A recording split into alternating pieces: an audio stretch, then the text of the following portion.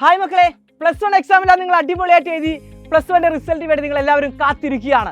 ഇനി നമ്മുടെ പ്ലസ് ടുവിന്റെ വിടമാണ്. പ്ലസ് ടുവിലൂടെ നമ്മൾ ആ കാലെടുത്ത് വെച്ചിരിക്കുകയാണ്.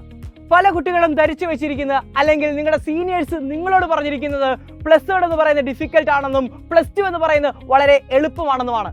എങ്കിൽ നമ്മുടെ ഈ വർഷത്തെ റിസൾട്ട് നമുക്ക് അനലൈസ് ചെയ്ത് നോക്കാം. പ്ലസ് വണ്ണിൽ മുഴുവൻ മാർക്ക് മേടിച്ച പല കുട്ടികൾക്കും പ്ലസ് ടുവിൽ മുഴുവൻ മാർക്ക് മേടിക്കാൻ സാധിച്ചിട്ടില്ല.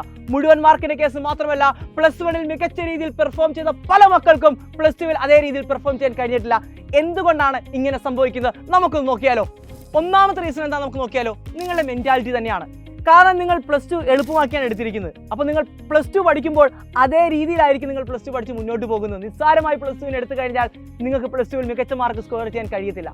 നമുക്ക് രണ്ടാമത്തെ റീസൺ നോക്കാം. രണ്ടാമത്തെ റീസൺ എന്ന് പറയുന്നത് നമ്മുടെ പ്രാക്ടിക്കൽ എക്സാം തന്നെയാണ്. പ്ലസ് ടു ബോർഡ് എക്സാമിന് പ്രിപ്പയർ ചെയ്യുന്ന കൂടെ തന്നെ വേണം നിങ്ങൾ പ്രാക്ടിക്കൽ എക്സാമിനും പ്രിപ്പയർ ചെയ്യാൻ. മാത്രമല്ല, പ്രാക്ടിക്കൽ എക്സാമിൻ്റെ എല്ലാവരും കുഴപ്പിക്കുന്ന ഒരു സംഗതിയാണ് റെക്കോർഡ് എഴുതുക എന്ന് പറയുന്നത്. റെക്കോർഡ് എഴുതാൻ നമ്മുടെ കുറേ സമയം നഷ്ടമായി പോകുന്നുണ്ട്. അടുത്ത റീസൺ എന്ന് പറയുന്നത് നമ്മുടെ ഇംപ്രൂവ്മെന്റ് എക്സാമിനേഷൻ തന്നെയാണ്. പ്ലസ് ടു ബോർഡ് എക്സാമിന് വേണ്ടി പ്രിപ്പയർ ചെയ്യുന്ന കൂട്ടത്തിൽ തന്നെ വേണം നിങ്ങൾ ഇംപ്രൂവ്മെന്റ് എക്സാമിന് വേണ്ടി പ്രിപ്പയർ ചെയ്യാൻ.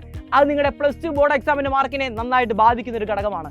നാലാമത്തെ റീസൺ എന്ന് പറയുന്നത് സിലബസ് തന്നെയാണ്. ഇങ്ങനെ ഒട്ടേറെ കാര്യങ്ങളാണ് നിങ്ങൾ പ്ലസ് ടു ബോർഡ് എക്സാമിന് വേണ്ടി ഫേസ് ചെയ്യാൻ പോകുന്നത്.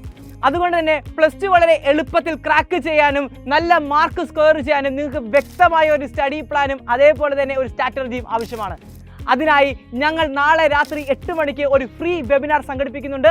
അഗ്നിയിലുള്ള മക്കൾക്ക് മാത്രമല്ല, പ്ലസ് ടു സയൻസ് പഠിക്കുന്ന എല്ലാ മക്കൾക്കും ഫ്രീ ആയിട്ട് ഈ വെബിനാറിൽ പങ്കെടുക്കാൻ പറ്റുന്നതാണ്. അതിനുവേണ്ടി നിങ്ങൾ ചെയ്യേണ്ട ഇത്ര മാത്രമാണ്: ഈ QR കോഡ് നിങ്ങൾ സ്കാൻ ചെയ്യുക, നിങ്ങൾ രജിസ്റ്റർ ചെയ്യുക. അപ്പോൾ നമുക്ക് നാളെ വെബിനാറിൽ കണ്ടുമുട്ടാം. നമുക്ക് ഈ പ്ലസ് ടു സൈലത്തിനോടൊപ്പം നിന്ന് മുഴുവൻ മാർക്കും അടിച്ചെടുക്കാം.